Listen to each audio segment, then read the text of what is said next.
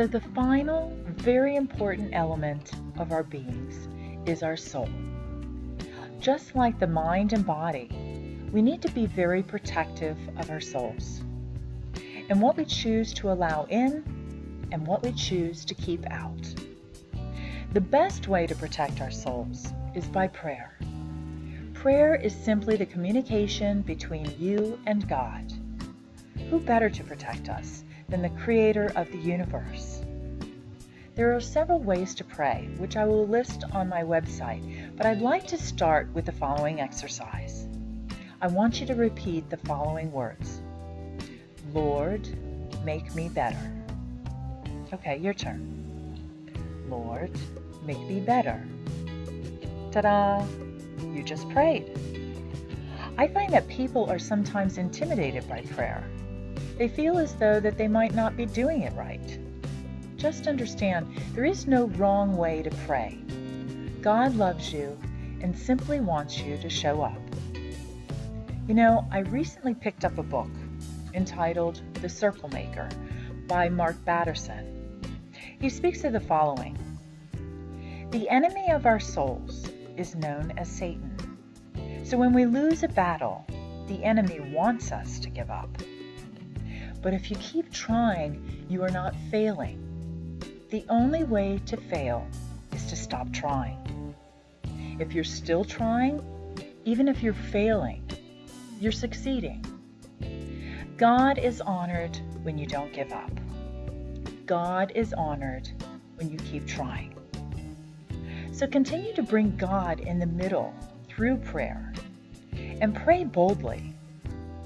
In the beginning of the book, they talked about this sage named Honi in the 1st century BC and how he prayed. A drought had threatened to destroy a generation, and essentially Honi one day, or the day, drew a circle, stood in the middle, and said to God he would not move until it rained. And then it happened. He said, Lord of the universe, I swear before your great name that I will not move from this circle until you have shown mercy upon your children. And he prayed not for just a sprinkle. He prayed for it to fill cisterns, pits, and caverns, and that is exactly what it did. There was a torrential downpour that eyewitnesses said no raindrop was smaller than an egg in size. This is the type of prayer we need to use. Bold, big, and godly. And don't stop. Don't stop until it is done. You know, earlier we spoke about addictions. We might want to consider this story when praying about your addiction. That not only do you want your addiction to go away, you want all the broken relationships that have happened as a result of your addiction to be mended, that your financial state be brought to a better place, that you get that job that you just interviewed for, and on and on and on. Just keep going. Pray big, bold, and godly. And know that He hears you, and that all that you have placed, all those items of your heart, they have been placed into His. And He will respond to them. But this is the hard part. Now that you've asked, He may respond differently. The response will be either yes, no, or not now. But know that His response is the perfect response, because He knows what is best for you. There is no bad news here.